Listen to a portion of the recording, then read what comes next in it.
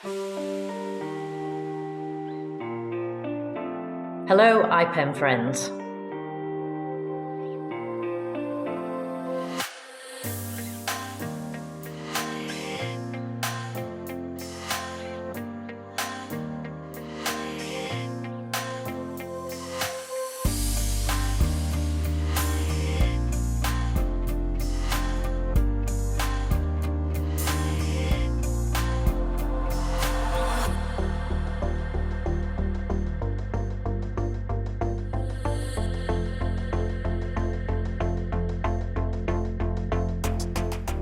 Back in 2018, Level 20 and the BVCA launched a survey to try and determine the level of women in private equity.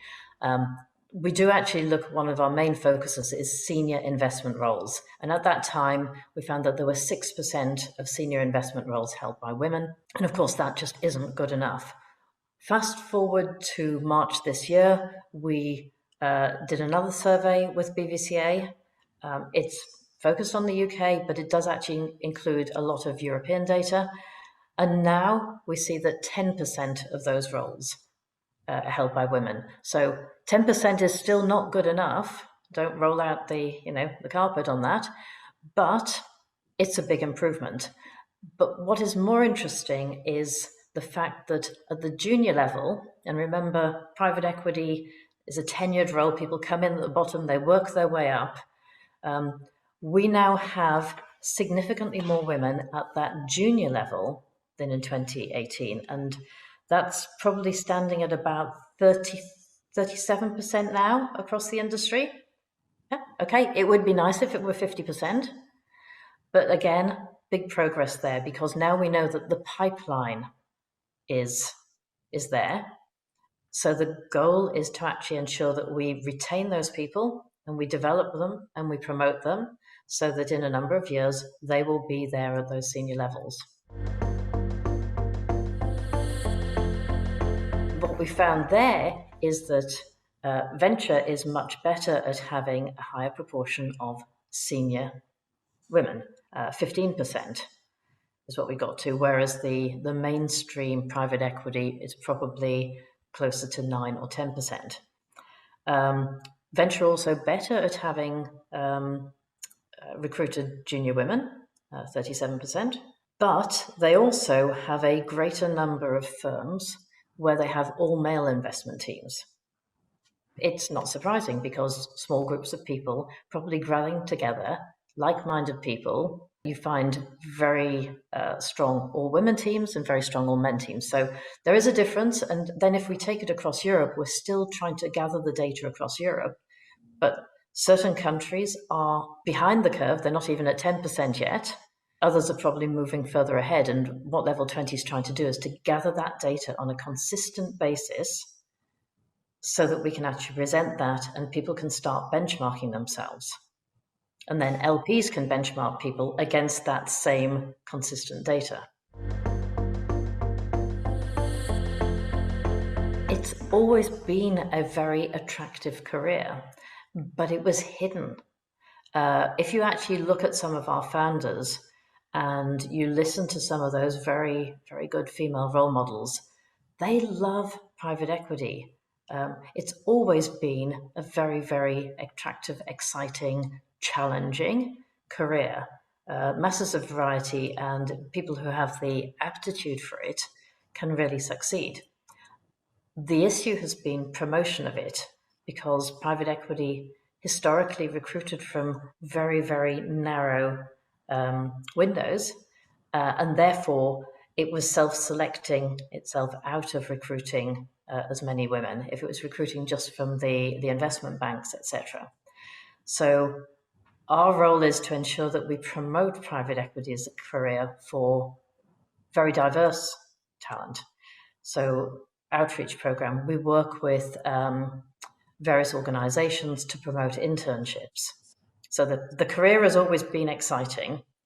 The difficulty has been promoting that and getting the message to a wider variety of people. We did a study last year with YSC Consulting, on reaping the rewards of retention and actually how to retain women in the industry. And we surveyed so many women in the industry who'd left. What is it that made you stay? And we found that there were 5 drivers, and that they shouldn't be a surprise to anybody. Leadership, strong, authentic leadership who look after everybody. Culture is critical to retention.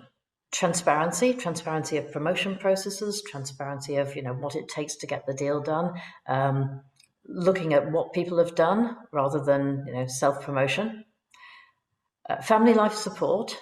How do you deal with those difficult times, both for men and for women, in the mid-career time when everything gets in the way?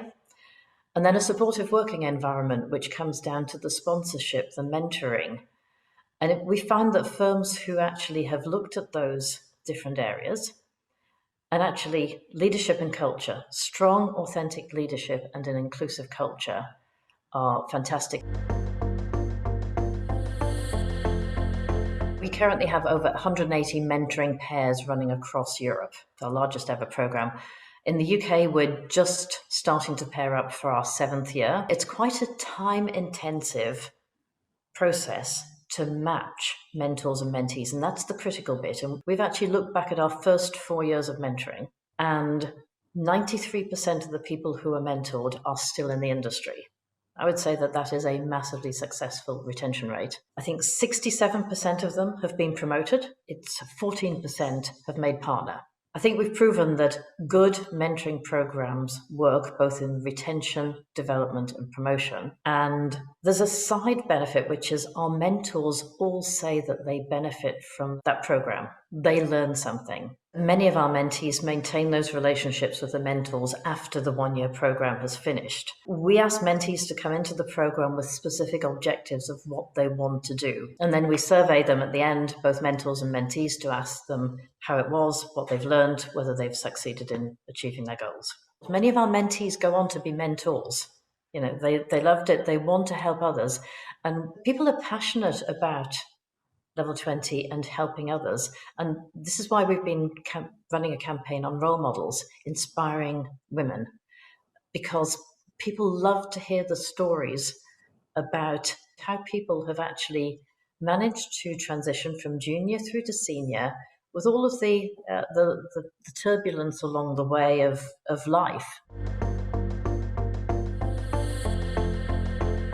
LPs are at the heart of it. At the end of the day, people need to get returns, and they need to get good returns. That's where the money will flow. However, we know from studies that diverse teams produce better results. It's progress. Progress has been made, but we need both the LP community and the GP community to work with us to make it a little bit faster. There is a need for women to be represented in the industry. But my view and Level 20's view is we are pulling all different types of diversity along with us as we come. If we can crack the gender diversity nut, it would be helpful to everybody. We need to reach a tipping point. So yes, in everything that we do, we're looking at both the visible and invisible diversity, so socioeconomic diversity through the outreach programs.